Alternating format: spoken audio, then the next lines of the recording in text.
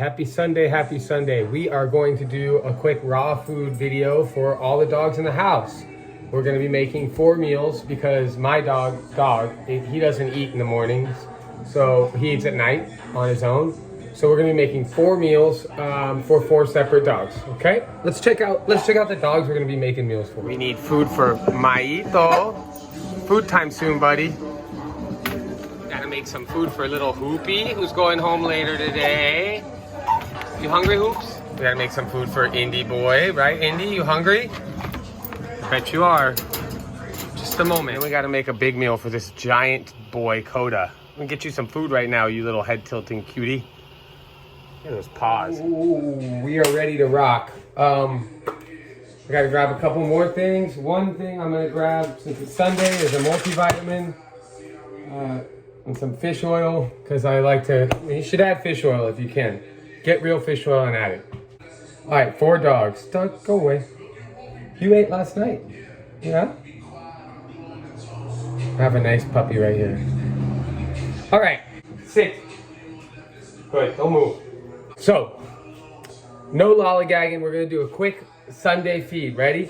So we've got 4 dogs. We've got big dog Coda. Right, that dog is huge, so we're gonna feed him a bit more. We're gonna feed him a bigger meal. We're gonna give him 1 whole frozen tilapia.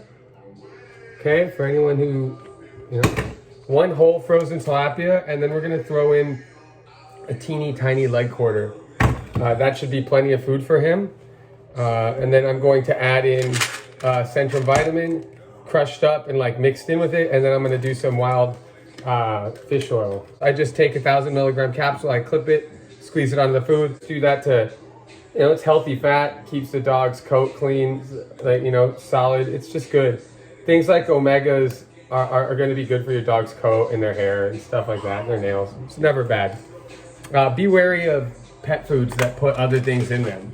Okay, pet foods that use things that aren't fish oil, that are cheaper, like sunflower seed oil I saw recently. You don't want stuff like that. All right, where's the cutting board, dog? Some vitamins. I just crush it with a big knife, okay? I take it, put it down on a cutting board like so, and I just crush it with a knife. It's really easy, actually.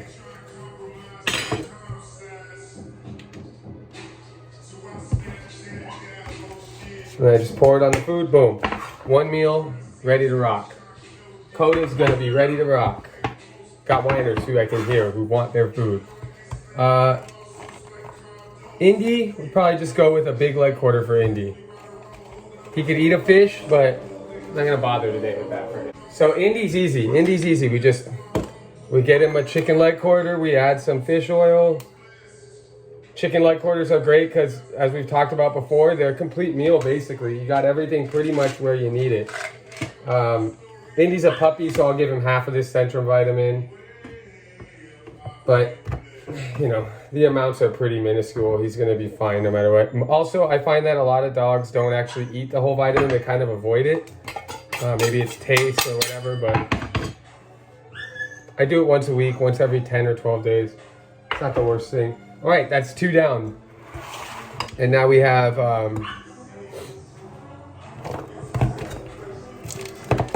puppy food for Mile. These are just like ground beef kind of base patties that I make with different added shit, rice, a little bit of rice, some spinach, fish oil, other things, but nothing really too crazy. I just, for a young pup like Mile, he's a mini Labradoodle. We're gonna give him something easier to chew through. I'm not gonna give him whole bone in right now. He's too small. His bite power is not gonna be there for a while. So we will wean him onto some chicken backs soon, but we're not there yet. So he's just gonna get like a thing of like spinach, rice, chicken, and a bit of calcium on top. All right, so that is Mayo. Mayo is done. For Hooper, we're gonna switch Hooper onto a leg quarter, small leg quarter. We could do 2, but we're not gonna do 2 for obvious reasons. Hooper's small, doesn't need as much.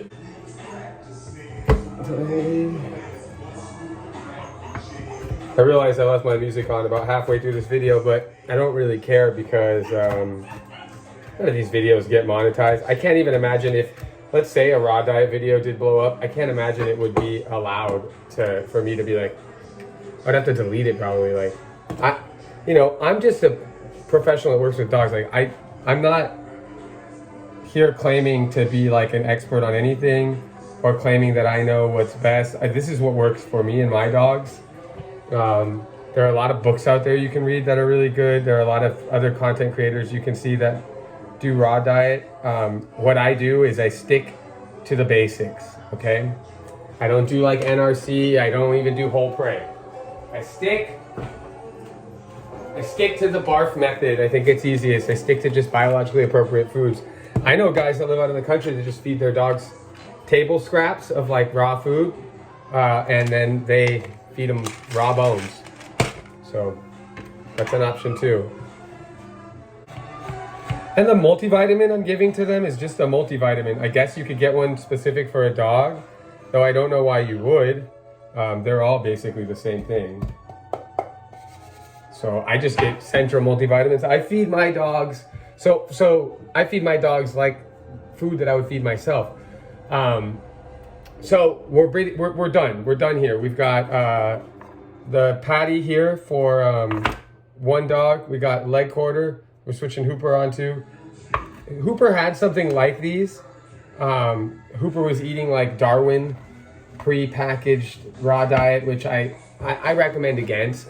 You can get it so much cheaper and put so much more into it moment to moment if you just buy ground beef as a base.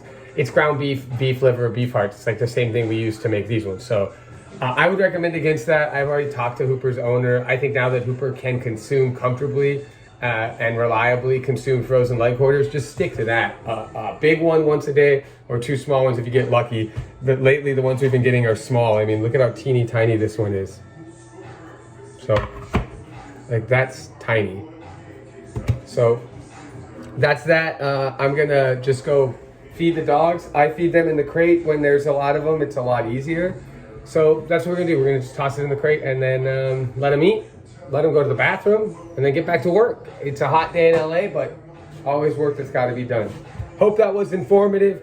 Remember, the overarching thing I wanna get out here is like, feed your dog an appropriate diet. Feed your dog biologically appropriate diet. I had a client bring these in for their dog that was having, this is an enzyme, they were having digestive issues. So they didn't want to try raw diet because their dog was having digestive issues. I told them, I was like, you're having digestive issues because of what you're feeding the dog. This idea that the dog has digestive issues, a dog, one of the most robust digestive systems in existence. Dogs can subsist off like trash and Big Macs for the rest of their lives. They won't die immediately, but like they can eat stuff. So if you have a dog with a poor digestive system and you're getting really runny poops or inconsistent poops and stools and you're worried, don't think that they can't handle raw. Get them on a raw diet because that's probably what's wrong. Obviously consult with your vet and do your research, but remember, a biologically appropriate diet is going to help your dog because raw food has digestive enzymes in it. Okay, so all this other stuff is like, it's cooked, it's processed food.